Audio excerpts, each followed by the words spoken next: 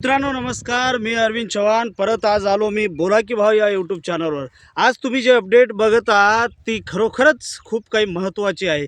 आजचा जो आहे की कर्जमाफीमुळं आता महाराष्ट्रामध्ये कर्जमाफीची घोषणा नुसताच मुख्यमंत्री यांनी केली आहे।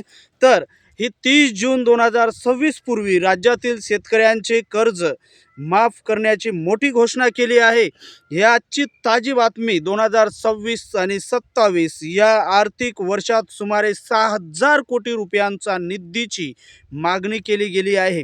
ही कर्जमाफी समितीच्या अहवालावर आधारित असलेली थकबाकीदार शेतकऱ्यांना दिलासा देईल। महाराष्ट्र कर्जमाफी 2026 महत्त्वाचे मुद्दे पाहूया। घोषणांचा तपशील 30 जून 2026 पर्यंत राज्यातील शेतकऱ्यांचे कर्ज माफ करण्याचे आश्वासन देण्यात आले आहे।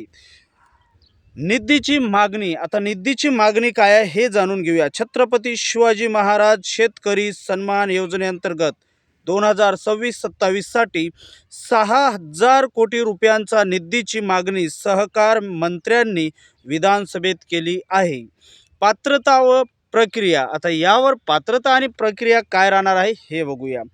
30 जून व 30 सप्टेंबर 2025 पर्यंतची थकबाकी आणि गेल्या 5 वर्षातील नियमित कर्जफेड करणाऱ्या शेतकऱ्यांची माहिती संकलित केली जात आहे।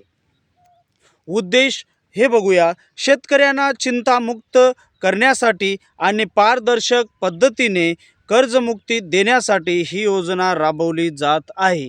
तुमचं काय म्हणणं आहे आणि पूर्णपणे कुणाकुणाला हे कर्ज माफी मिळाली पाहिजे यावर नक्कीच तुम्ही कमेंट करा आजच्या बोला की भाव या यूट्यूब चॅनलवर। आता पुढे बघूया इतर संबंधित योजना। मुद्रा कृषी प्रधानमंत्री मुद्रा योजना PMMY लघु उद्योगासाठी 10 लाखापर्यंत अर्थसहाय्य याचा सुद्धा आपण लाभ घेऊ शकता। PM स्वनिधी योजना पतविक्रेतेसाठी 5000 रुपयापर्यंत कर्ज, 50,000 PM स्वनिधी योजना पतविक्रेतेसाठी 50,000 पर्यंत कर्ज, ही सुद्धा आपण योजनाचे लाभ घेऊ शकता। महिला समृद्धी योजना चर्मकार समाजासाठी महिलांसाठी 50,000 रुपयांचे कर्ज व अनुदान।